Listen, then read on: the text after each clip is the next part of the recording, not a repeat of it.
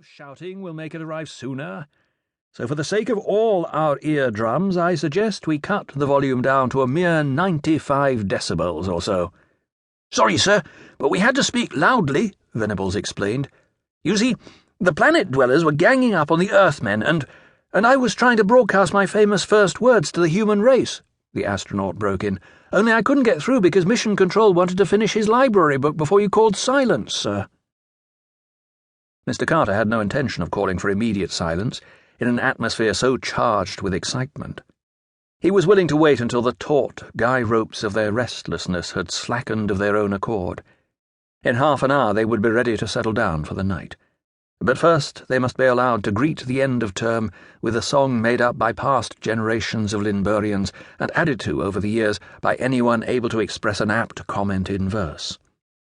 By tradition, the song was sung in the dormitories every night during the final week of term, building up into an ear-splitting climax on the last evening of all.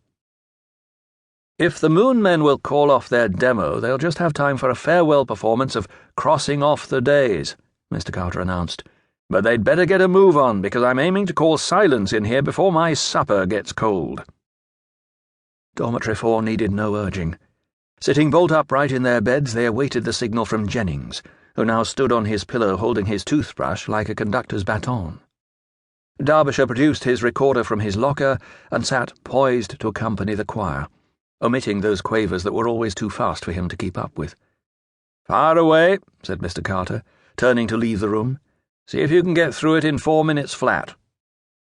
As he went downstairs to see what was happening in Dormitory 2, the strains of the Linbury end-of-term song pursued him all the way down to the next landing. "The term is nearly over, we've been crossing off the days, until tomorrow morning when we go our different ways.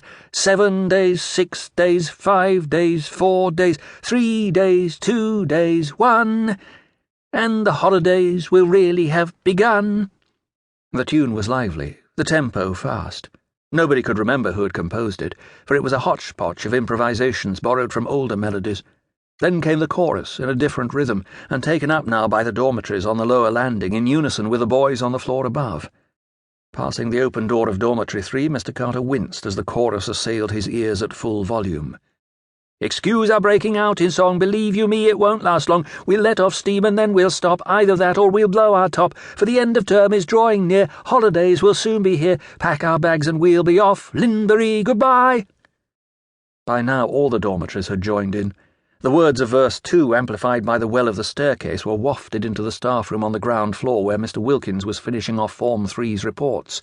"No more French and Latin, no more English, no more maths, no more risk of masters turning into psychopaths, no examinations to confuse my poor old brain, no more risk of going crazy with the strain."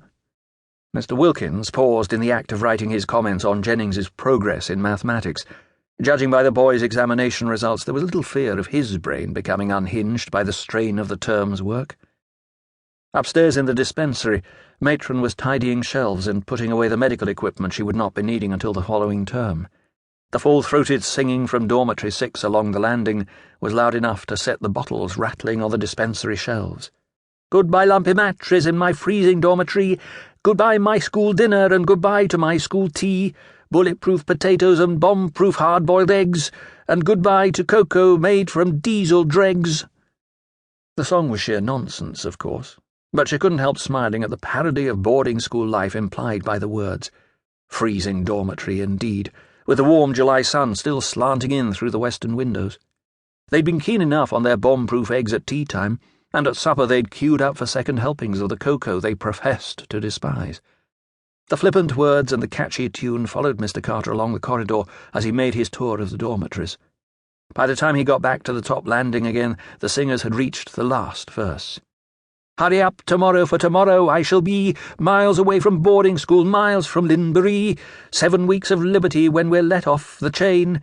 Then it's back to the treadmill once again." A final rousing chorus, and the singers were ready to settle down for the night, exhausted by their vocal efforts. Indeed, when Mr. Carter looked into Dormitory 4 to call silence, the only boy with enough breath left for coherent speech was the astronaut in the end bed, who had resumed his news bulletin from outer space and was again trying to contact Mission Control. "Stand by for him."